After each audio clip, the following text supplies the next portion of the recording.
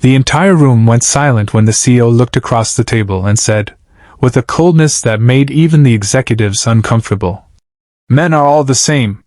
No one dared challenge her. She was the woman who had built a billion-dollar company from nothing, survived a brutal divorce, and learned to trust nobody. Then a single father standing near the conference room door quietly replied with a sentence that would change the course of both their lives. "Maybe you just haven't met the man who had to become everything for his child." She stared at him as if he had crossed a line no one else had ever dared to cross. But what she didn't know was that the man speaking those words had spent years sacrificing everything he had to keep one little girl from believing that life had forgotten her.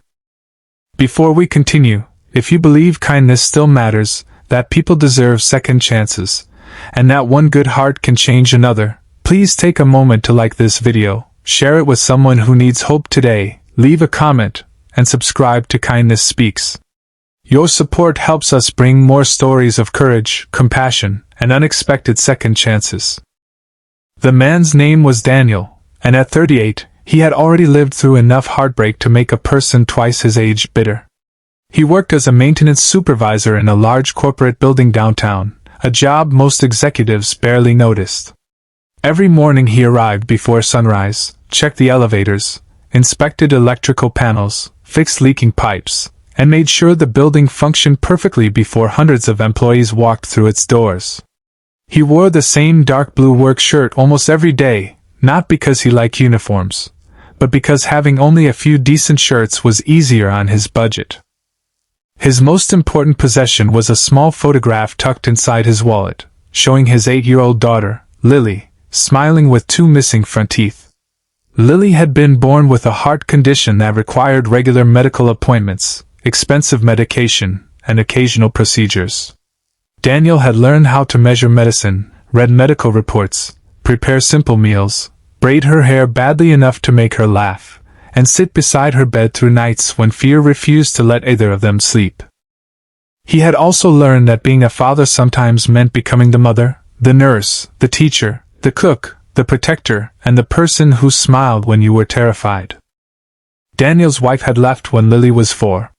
She had told him she couldn't handle the responsibility anymore.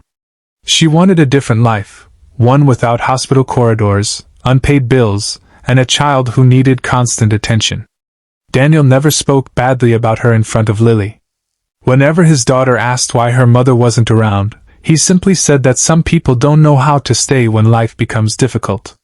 Then he would hug her and tell her that she was never the reason anyone left. Those words became a promise he repeated so often that eventually Lily stopped asking. Across town, the woman who believed all men were the same was preparing for the most important meeting of her career. Victoria Hayes was 42, the CEO of Hayes Meridian Group, a technology and property management company valued at more than $1 billion. She was known for her intelligence, discipline, and almost frightening ability to read people. Employees respected her, competitors feared her, and journalists loved describing her as a woman who needed no one. What they didn't know was that Victoria had once needed someone desperately. She had been married to a man who appeared charming in public and controlling in private. During their marriage, he had lied about money, betrayed her trust, and eventually disappeared after leaving her with debts and a broken sense of confidence. Victoria rebuilt herself from the ruins. She worked 18-hour days, expanded her company, and promised herself never again to depend emotionally on anyone. That promise had hardened into a belief. Men disappointed you eventually. Men promised and disappeared. Men said they cared until caring became inconvenient. So when Daniel walked into her world, she had already decided what kind of man he was before she knew anything about him. The meeting that brought them together was supposed to be simple. Hayes Meridian Group was considering outsourcing part of its building maintenance operations, and Daniel had been asked to explain why several recent repairs had been delayed. He entered the executive conference room carrying a folder filled with inspection reports. He expected questions about costs and schedules. Instead, he walked into an argument between Victoria and one of her senior executives. The executive had just complained about a male employee who had resigned after receiving a better offer elsewhere. Victoria's frustration exploded. She leaned back in her chair and said that men were always the same, always choosing themselves when responsibility became inconvenient. Everyone around the table became uncomfortable, but no one contradicted her. Daniel was standing near the door when he heard it.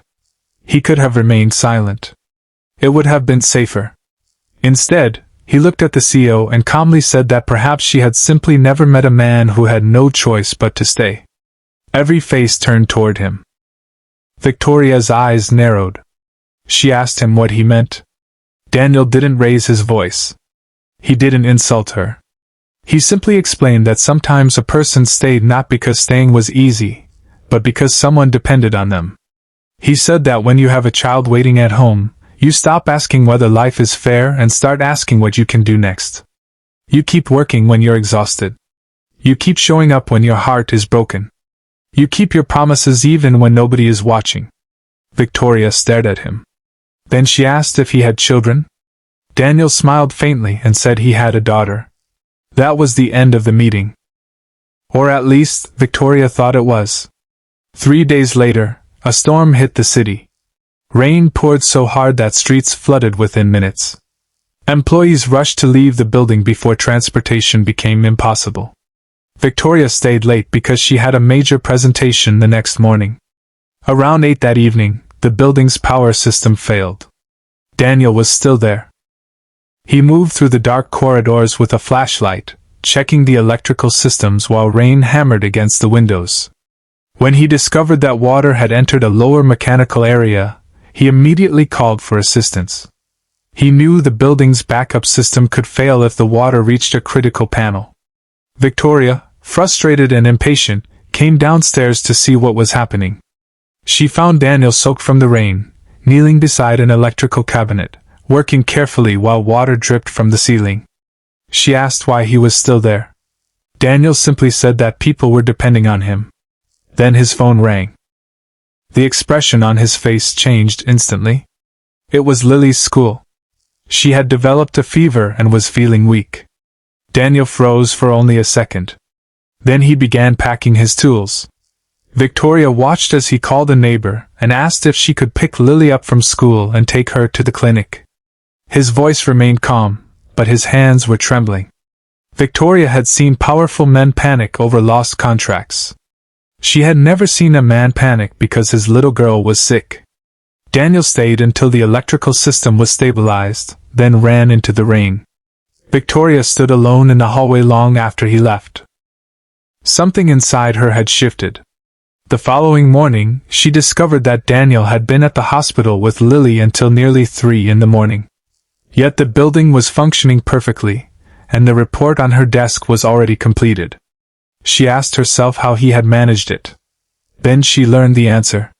Daniel had slept in a chair beside his daughter's hospital bed for less than 2 hours. That discovery should have been enough to change her opinion. But life had one more lesson waiting. A few weeks later, Victoria arrived unexpectedly at the building on a Saturday morning. She found Daniel in the small maintenance office helping Lily with her homework. The little girl sat at a scratched desk while Daniel tried to explain fractions. Victoria watched through the doorway. Lily looked tired, but she was smiling. Daniel's own face was exhausted. There was a lunchbox on the table containing the remains of a simple sandwich, an apple, and a small chocolate biscuit. Beside it was a handwritten note reminding Lily to take her medicine. Victoria realized that this man had built his entire life around someone else. Then Lily noticed her. The little girl immediately became shy. Victoria introduced herself. Lily looked at her father's worn work shirt and then at Victoria's expensive suit. She asked if Victoria was Daniel's boss. Victoria smiled and said yes. Lily looked serious for a moment, and then said something that stayed with Victoria for years. Her father said bosses were people too, so they deserved kindness just like everyone else. Victoria didn't know what to say. She had spent years believing strength meant never needing anyone. Yet this little girl seemed to understand something she had forgotten. Strength could also mean caring. From that day forward, Victoria began noticing things she had ignored before. She noticed Daniel repairing a broken wheelchair ramp before anyone asked. She noticed him bringing extra food to an elderly security guard. She noticed him staying late to help a new employee who was embarrassed to admit she didn't understand the building's safety procedures. And she noticed that he never talked about his sacrifices. He simply lived them. But just as Victoria began to trust him, Daniel's world began falling apart. Lily's heart condition worsened. The doctors recommended a procedure that Daniel couldn't afford. He had insurance, but the coverage would not pay for everything. Daniel began taking extra shifts. He sold his old car. He stopped buying anything for himself. He even started skipping meals. Victoria eventually discovered what was happening. She called Daniel into her office and offered financial assistance. Daniel refused. He said he appreciated the kindness but didn't want charity. Victoria told him it wasn't charity. He still refused. She became frustrated and asked why he always insisted on carrying everything alone. Daniel looked at her quietly and said that sometimes accepting help made people feel like they owed you something. Victoria understood that sentence more deeply than he realized. She knew what it felt like to owe someone. She knew what it felt like to discover that generosity could come with strings attached. So she didn't argue. Instead, she arranged something different. She contacted the hospital through the company's charitable foundation and established a medical assistance fund without attaching Daniel's name to it. When the hospital called Daniel to tell him the procedure would be covered, he was stunned. He had no idea who had helped. Victoria never told him. The procedure went well. Weeks later, Lily returned home. Daniel sat beside her bed that night, holding her hand while she slept. For the first time in years, he allowed himself to cry. Not because he was weak. Because he had finally survived another storm. Victoria learned about it indirectly. And something inside her broke open. She realized that the man she had once dismissed as the same as every other man had never asked the world for praise. He had simply kept showing up. One evening, Victoria asked Daniel to meet her in the quiet conference room where their story had begun. She reminded him of the day she had said men were all the same. Daniel smiled. Then she admitted she had been wrong. Not because every man was good. Not because every person deserved trust. But because one person's betrayal should never become a judgment against an entire world of people. Victoria told him that she had spent years building walls because walls made her feel safe. Daniel listened. Then he said something simple. Walls can protect you from pain, but they can also keep kindness from reaching you. Victoria looked down at the table. For the first time in years, tears filled her eyes. She wasn't crying because she had lost. She was crying because she finally understood that she had been surviving for so long that she had forgotten how to live. Months passed. Victoria began changing. She became more patient with employees.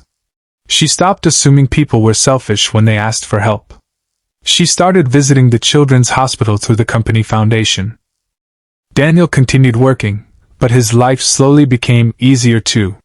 Victoria eventually promoted him to facilities operations manager, not because she felt sorry for him, but because he had earned it through years of responsibility and integrity.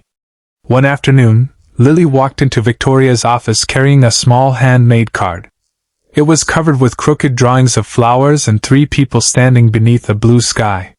Victoria asked who they were. Lily pointed to herself, her father, and Victoria. Victoria laughed through tears and asked why she was included. Lily simply said that sometimes families are people who choose to stay. Victoria couldn't answer. She hugged the little girl. Daniel watched from the doorway. And for the first time, either of them felt the need to explain what was happening. Because some relationships don't begin with romance. Some begin with respect. Some begin with forgiveness. And some begin when 2 wounded people discover that the world is bigger than the pain they have survived. Years later, Victoria would still remember the sentence Daniel said that day in the conference room. Maybe you haven't met the man who had to become everything for his child. She realized that he hadn't been defending men. He had been defending the